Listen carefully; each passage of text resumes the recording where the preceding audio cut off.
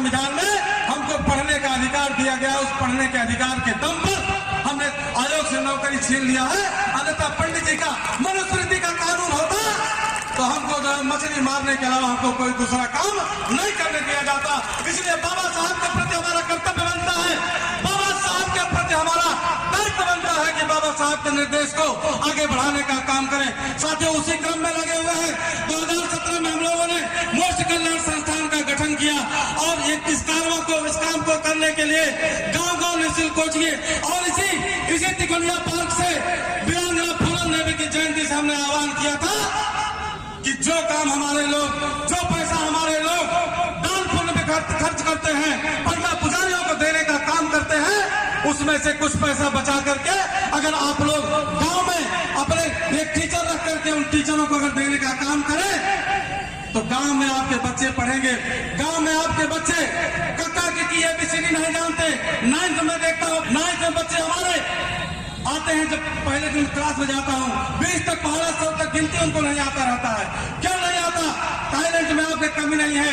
इन बच्चों के अंदर एक जीन है कि जिन्होंने दुनिया पे शासन किया है, लेकिन ये पिछड़े क्यों है? ये पिछड़े इसलिए है इनको गांव में शिक्षा का माहौल नहीं मिल रहा है। अगर आप शिक्षा का माहौल दे दीजिए इनको ट्रैक पे दौड़ा दीजिए, उसके बाद इनका मुकाबला कोई भी दुनिया में इनकी प्रतियोगिता इनका मुकाबला नहीं कर सकती। इसलिए हम लोगों ने इस काम को शुरू किया और गांव-गांव निःशुल्क कोचिंग चलवाने में जो भी हमारे साथी, जो भी हमारे भाई बंधु सहयोग कर रहे हैं, उनको सबको नमन करते हैं, अभिनंदन करते हैं, खैर मकदम करते हैं। हम तिकोनिया पार्क से ऐलान करना चाहते हैं, आह्वान करना चाहते हैं, आप लोग भी अगर अम्बेडकरवादी हैं, अम्बेडकरवादी खुद को कहते हैं, एक कोचिंग 2 कोचिंग चलाइए, शुरू कराइए। आप किसी के नाम से कोचिंग चलाइए। 3 जनवरी को तिकोनिया पार्क में आपको भी हम लोग सम्मानित करने का काम करेंगे, आपको भी मंच से सम्मानित करने का काम करेंगे। बाबा साहब के निर्देश को अगर आप वाकई बाबा साहब को मानते हो और हमारे जो लोग देवी देवता भगवान को मानते हो, मैं उनको बताना चाहता हूँ कि शिक्षा से बड़ा दान कोई दुनिया का इससे बड़ा दान और नहीं हो सकता।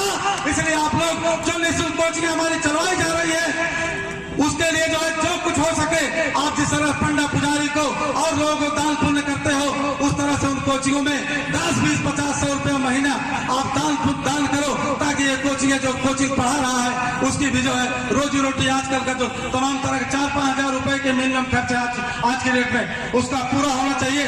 और हमने हम और किसी के लिए नहीं मांगते चंदा, लेकिन मैं बच्चों की शिक्षा के लिए, बच्चों को अपने कोचिंगों के संचालन के लिए श्यामलाल निषाद शिक्षक होकर के भी भीख मांगता है कि हमारी एक कोचिंग चले, क्योंकि जब तक एक कोचिंग नहीं चलेगी, जब तक निःशुल्क कोचिंग नहीं चलेगी, बाबा साहब का मिशन पूरा नहीं हो सकता। क्योंकि जब तक आप शिक्षित नहीं होंगे तब तक आप पता ही नहीं पाओगे, जान ही नहीं पाओगे कि संगठित किसके साथ होना है। आपको तब पता चलेगा कि संगठित कहाँ होना है, हमको क्या